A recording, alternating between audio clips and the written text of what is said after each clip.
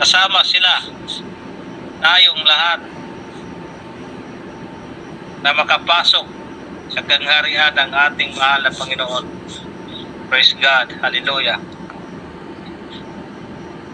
Kaya sabi ng makipot, mga kapatid, hallelujah, yung hindi sumusunod sa kalooban ng ating mahal na Panginoon, hindi sumusunod sa utos ng ating mahal na Panginoon. Praise God. Hallelujah. Yun naman yung makapasok sa makipot na daan ng igsoon. Praise God. Yung sumusunod sa kalooban ng ating mahal na Panginoon. Handa silang magtiis. Praise God. Kung anuman mga pagsubok. Praise God. Hallelujah. Sundin niya yung sumunod sa utos ng ating mahal na Panginoon. Praise God. Hallelujah. Yung marunong umibig. Praise God. Hallelujah. Sa ating mahal na Panginoon. Praise God. Kasi ang utos ng ating mahal na Panginoon, mga kapatid, ay hindi siya literal na buhatin. Hindi siya mabigat. Pagsunod lang kung anong ayaw sa ating mahal na Panginoon. Praise God. Hallelujah. Para makapasok tayo sa makipot na pintuan papunta sa kaharian ng ating mahal na Panginoon. Praise God. Hallelujah. Hindi pabigat, mga igsoon. Praise God. Yung nga sabi ng sa John 14:15, mga kapatid, kung iniibig niyo ako, tutuparin niyo ang aking mga utos. Praise God. Hallelujah. Hallelujah. Praise God. Kung iniibig natin ang ating mahal na Panginoon, praise God. Hallelujah. Tutuparin ang kanyang mga utos. Praise God. Kasi ang utos ng ating mahal na Panginoon ay hindi siya mabibigat. Praise God. Hallelujah. Pastor Joe, pakibasa sa unang John. Praise God. Hallelujah. Ang utos ng ating mahal na Panginoon ay hindi mabibigat. Praise God. Hallelujah. Sa John 5:3.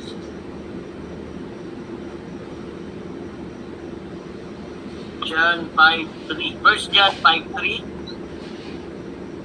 Amen, Pastor. Sapagkat ito ang pag-ibig sa Diyos, ang ating tuparin ang kanyang mga utos, at ang kanyang mga utos ay hindi mabibigat. Tataw, mga igsoon. Malinaw. Hallelujah. Yung taga Davao. Praise God. Hallelujah. Amen. Ang ating mahal na Panginoon ay hindi pala mabibigat, mga igsoon. Praise God. Hallelujah. Sundin lang ang kanyang kalooban. Praise God. Yung mabubuting gawa. Praise God. Hallelujah. Yung hindi tayo na magkasala sa harapan ng ating mahal na Panginoon. Sigurado tayo, makapasok tayo sa makipot na daan. Hallelujah. Praise God. Kaya palakpakan natin ang ating mahal na Panginoon. Praise God. Hallelujah. Kaya yung taga Davao, hallelujah. Praise God. Take note nyo ang ating kunting mga verse. Praise God. Hallelujah. Sa katauhan ng ating Dennis Dorias. Praise God. Hallelujah. Sana taga Davao, praise God, lumaganak pa. Praise God. Hallelujah. Ipamumuhay ang salita ng ating mahal na Panginoon. Praise God. Hallelujah. Kasi yan po ang daan. Praise God. Hallelujah. Na daan patungo sa buhay na walang hanggan. Ang ating kaluluwa, mga kapatid. Hallelujah. Praise God. Anong oras natin? Hallelujah. Praise God. Kaya, Pastor, mga pastor, praise God, hallelujah. Hanggang dyan lang siguro din ang aking mga konting binigay na encouragement. Praise God, hallelujah. At may mga tanong, praise God, para mahaba-haba pa, yun lang siguro ang ating bulay-bulayin ang mga tanong. Praise God, hallelujah. At nandyan po ang ating mga pastor, Pastor RB, Pastor Walter, Pastor Sergio, Pastor Deep, Pastor Christopher, Pastor Gajil, praise God, Pastor Joe, ating pastor attorney, praise God, yan po ang binigyan ng ating mahal na Panginoon na wisdom, praise God, na talento, praise God, hallelujah, para sumagot sa inyong mga tanong. Praise the Lord, hallelujah. Palakpakan natin ang ating mahal na Panginoon, mga kapatid. Praise the Lord, at ibigay ko na sa ating pastor attorney sa ang panahon. Praise the Lord, hallelujah. Praise the Lord, hallelujah. Yun yun. Amen. Praise God. So, malinaw mga kapatid, amen? Praise God. So, sabi nga mga kapatid sa Luke, mabuti pa isang kamelyo, mga kapatid, makapasok po sa butas ng karayom. Amen? Sabi naman sa Proverbs mga kapatid, mayroon talagang tila daan na matuwid sa tao, pero ang dulo nito ay kapahamakan mga kapatid.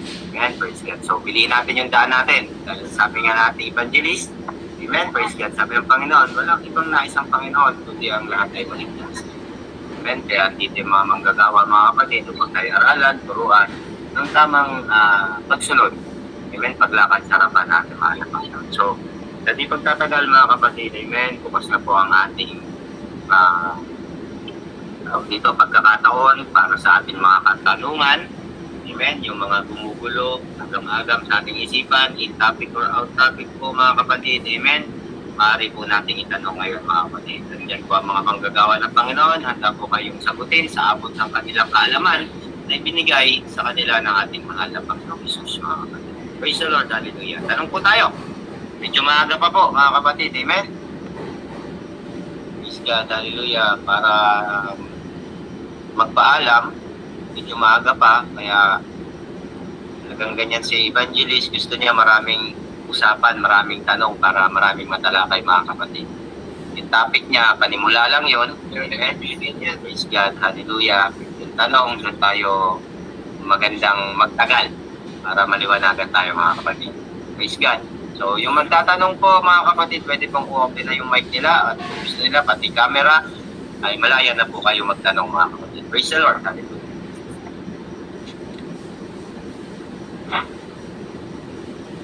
Brother Ginis, yung taga si Manang DC, baka may mga tanong. Praise God. Hello. Wala. Wala po. Hello. Hello, Pastor. Praise the Lord. Narinig niyo ako? Isang mapagpalang gabi. Yes po, Pastor Walter. At ako'y bumabati ng isang mapagpalang gabi sa inyong lahat, no? Mga kapatid, mga pastors, sa lahat ng Kariyan, Evangelist, Minister, at mga kapatiran. At narinig ko yung pangalan ni Brad Dines. Nandiyan ba siya? Dito po, Pastor. Kasama ko si Mother. Saan? Davao ka? Opo, Pastor. Nasa bahay po. O gano'n? Opo. No, long time no heard. Opo. No. No tayo si Pastor. Salamat naman. I miss you. I miss you lang. Naka ano ka ng halos ilang taon o isang taon, no? Hindi ako umabot. 8 months na po. 8 months. No, salamat sa Panginoon nandiyan at ginagayad mo yung magulang mo. So, napakaganda ang tinalakay ni Evangelist Rome. Opo. Kasan po. Galak ang puso dahil doon sa truth na ating napakinggan. No, dahil ang gusto ng Panginoon, malaman natin yung truth, katotohanan. Kung mayroong kasinungalingan, mayroon din truth. So sa yung truth, dadaling na doon sa pagkaligtas. No? Ang gusto ng Panginoon, yung pamilya mo, nakaunawa ba ng Tagalog yan? Kapalaman, Pastor. Maintindihin. No. Mahirap Marunong ako Bisaya, pero hirap na ako magsalita ng Bisaya. Gusto na lang niya sa nanay mo, Tagalog. Opo. pamilya mo. Okay naman si Mother. Awa ng Diyos. Malakas po. Amen. At naway, mabuksan ang kanilang puso, understanding, maunawaan nila yung salita ng Panginoon para sila ay magkaroon ng kalaman at mapuklasan yung truth para makilala talaga ang ganap tunay na Diyos na siyang bigay ng lakas ng naghilinga sa atin. So ang truth, walang iba ang ating Panginoon Kristo. I am the way, the truth, and the life. No man come unto the Father except by me. So si Jesus Christ, so naging mga kabataan, kilala na nila si Jesus Christ kasi siya yung nagkatawang tao na pinakilala yung truth, no? Siya ang truth, no? Nasa kanya. Pag nakilala natin siya, makikilala natin yung truth.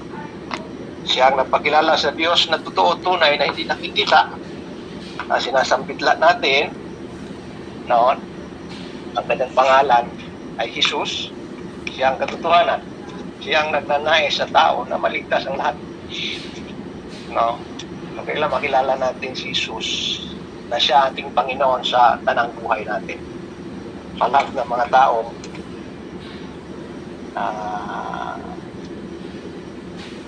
madat na truth na pagka pinili niya ang truth.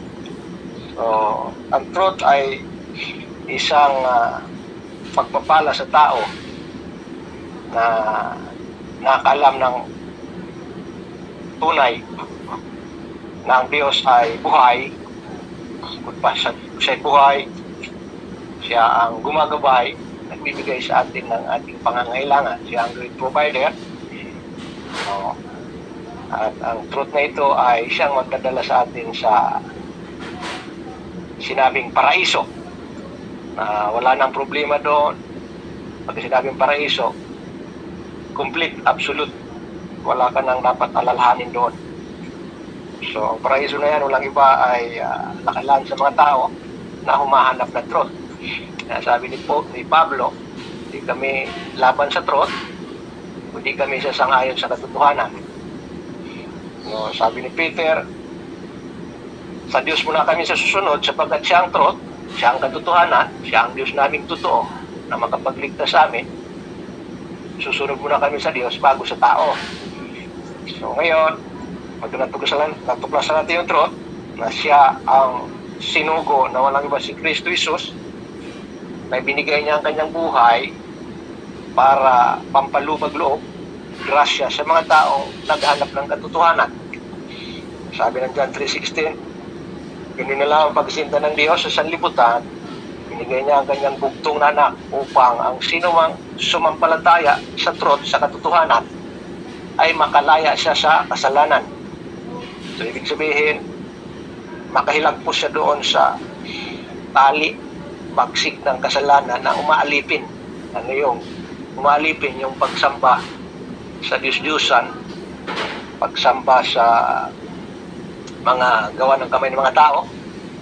Alam naman natin yon na talagang talamak sa panahon natin ngayon sa Pilipinas. Nasakpan natin yung revolto, kahit sabihin natin na ay ginugunita lang, iniwangis ang Diyos, na yan ay paggunita lang, at minsan niluluhuran ng tao yon. So kailangan makalaya siya roon na maalaman niya ang truth, na ang truth ay nagnanais na iligtas ang tao doon sa pagsamba sa Diyos-Diyusan. So kailangan makalaya siya roon, at pag siya'y nakalaya, amen, sumisibol na doon yung pananampalataya na makikilala na niya ang Diyos na siyang truth, totoo sa buhay na nag-rescue sa gitna ng pagkalipin ng kasalanan. Dahil ang pagsamba sa Diyos-Diyosan ay isang mortal na pagkakasala. Para pag pinagpalit mo o sinasamba mo yung Diyos na hindi mo nalalaman, at ang Diyos na ito ay na nagbigay ng hininga ay nakalimutan, na kahit sabihin natin ay paggugunita lang, hindi naman natin, hindi man sinasamba yung larawan, ngunit nakapupos, nakasintro yung puso, isip ng tao doon. Dahil binabawal ng Biblia yun na luhuran yung mga gawa ng kamay ng mga tao, o mga ribulto, na huwag yuyukod sa mga gawa ng kamay ng mga tao. So, yun po ang pinagbabawal ng Diyos, na huwag sumamba sa mga Diyos-Diyosan, kundi siya lamang ang ating sambahin. Dahil ang ating Diyos, di man natin nakikita, ngunit naniniwala tayo na ang Diyos ay Espiritu, wala siyang laman at buto, at siya ang patuloy na gumagabay sa atin. Siya ang tunay ganap na Diyos na dapat paglingkuran, at yan ang aming pinaglingkuran ngayon through faith, magitan ng pananampalataya, na pagka mayroon tayo nitong pananampalataya, umaasa tayo, nakakatiyak tayo na nakikita o makikita na natin ang Diyos pagka tayo ay nasa truth, sapagkat ang Diyos ay siyang katotohanan. Ulitin kong bigkasin, i-mention yung chapter 14 verse 6 na siyang daan at ang katotohanan, si Jesus ang daan at ang katotohanan, na hindi makaparoon sa Ama, na siyang ating Diyos na tagapagligtas through Jesus Christ, na siyang sinugo, siyang magdadala tayo, siyang magdadala sa Ama na nasa langit. Dahil ang pagkilala ng Diyos sa atin, tayo kanyang mga anak, no, lahat ng kanyang tawangis na nilalang ay mga anak niya. Gusto lang ng Panginoon na tayo ibalik doon sa spiritual minded, spiritual thinking, spiritual being. Pagka tayo mayroon tayong flesh, ngunit nais ng Panginoon ay mamuhay tayo sa espiritu na katulad ng Diyos. So yun ay truth, totoo, na dapat malaman ng mga tao, o dapat malaman ng mga nagnanais na piliin ang truth. Pagka malaman niya ito, isang malaking pagpapala sa buhay na ito. And buong sambahayan ay maliligtas. Kaya lang, ay dadaan sa proseso, maraming dadaanan, sakripisyo, pagtitiis, doon makita yung pananampalataya na mayroong laking nagawa. So, ang pananampalataya ay siyang magdadala doon sa panibagong pag-asa upang makita natin yung grasya ng Panginoon, na tayo ay nasa grasya na ibinigay ng Diyos sa atin. Sino grasya? Si Jesus Christ, na siya ang ating tagapagligtas. So yan ang dapat na malaman ng mga bisita, na hindi yan pagsamba sa Diyos-Diyosan, kundi pagsamba sa tunay ganap na Diyos na lumikha ng langit at lupa. At ang Diyos na yan ang nag-ingat, gumagabay sa bawat taong sumasampalataya sa Kanya. At sa bawat taong nananais sumampalataya sa Kanya, siyang gabay tungo doon sa katotohanan. At pagka tayo nasa katotohanan naman, huwag na tayo umalis. Hindi na napili tayo roon upang tayo madagdan niya na namumuhay tayo ayon sa Kanyang kalooban. No? Truth, walang iba si Jesus Christ. Hindi lamang makilala mo si Jesus Christ, kundi sundin ang Kanyang kalooban. Ano ang kalooban ng Diyos? Ang katungkulan ng tao ay matakot sa Diyos, at takot sa Panginoon ay siyang simulan ng karunungan, at ang pag-unawa ay paghiwalay sa kasamaan upang mabuhay ng mayroong kapayapaan. Nakasama ang Diyos habang siya ay mayroong lakas at tuwina. At higit sa lahat, huwag niya galigtaan paglingkuran ng Diyos. Hindi bilang sukli, kundi yan ang katungkulan ng tao na maglingkod sa Panginoon. Kaya sabi ni Joshua, ako at ang aking pamilya ay maglilingkod sa Panginoon. So yan na po ang aming hangat. Kaya kami nagkakaroon ng Bakunlan Bible Study na aming pinanapikan kahit through messenger lang. Hindi kami nagkita-kita ng personal, ngunit nagagalak kami dahil sa mga pananampalataya na pinagsama-sama at pagka mayroon naghina, lumalakas yung iba dahil ang salita ng Diyos ang siyang sentro, siyang nagpapalakas sa bawat nananabik sa salita ng Panginoon. Ang pagkain ng tao ay hindi lamang tinapay, tama yung binanggit ni Lero si Padre. Mahusay na mananalita yung aking kaibigan, aking kapatid. At dati ayaw talaga niya magsalita. So nakorner na siya ng Panginoon, wala na siyang magawa. So pagka gusto tayong gamitin ng Panginoon, hindi tayo pwedeng tumanggi. Di ba, Pastor Joe? Dahil ang Diyos ang lumalang sa atin. Pag gusto man ng Panginoon tayo balik dito sa truth, hindi tayo makakatanggi. At hanap-hanapin natin yung katotohanan, hanap-hanapin natin yung gawain ng Panginoon. Tulad nito, may study. Yan ang pananabik sa Diyos. Na kahit salita man lamang niya, pinanabigan mong pakinggan dahil nakukumbinsi tayo. Kasi ang pananampalataya, which is conviction, katiyakan, assurance sa lahat ng mga bagay na gusto ng Diyos. Hindi gusto natin, gusto ng Diyos. Kapag ang gusto ng Diyos ay gusto natin, mananapig tayo roon eh. So lagi nating binibigyan ng prioridad.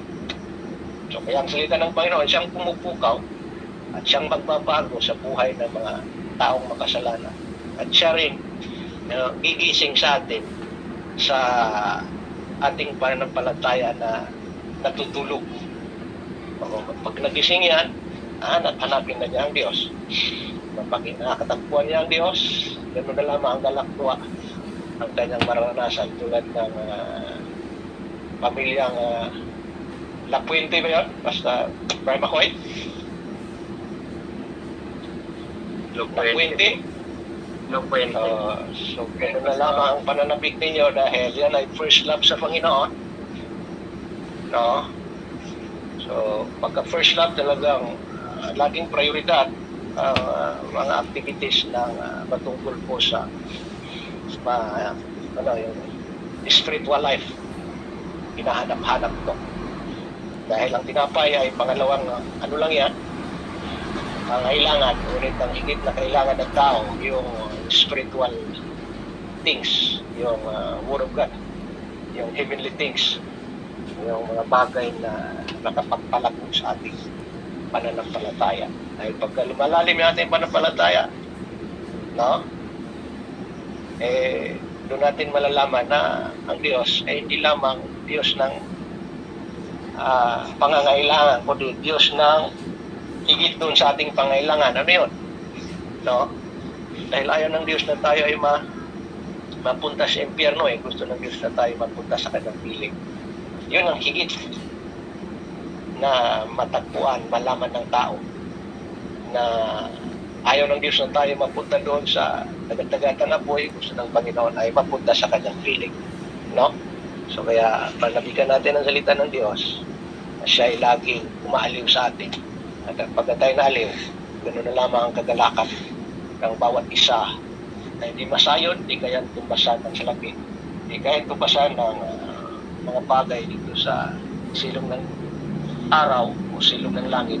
Kundi ang nagbibigay lamang ito, walang ibang ating Diyos. Kaya dami ng Panginoon, lubusin ninyo ang aking kagalakan upang makita na ang Diyos ay patuloy na nanahan sa bawat individual. So salamat po mga pastor at mga kapatid, yun lang po ang aking susog doon, Evangelist Rome, no? Pastor Jo, nandiyan ka Pastor Jo? Umalis lang Pastor Jo, Pastor Jo, umalis? Saglit lang daw. Remind ko lang yung bikutan dahil nag-message sa akin. So, Evangelist Rome, so bahala lang kayo doon. Dahil kayo ang nilagay ng Diyos doon. So, yun ang mga sign na May plano na po si naranasan mo ngayon. Evangelist Roby, Pastor.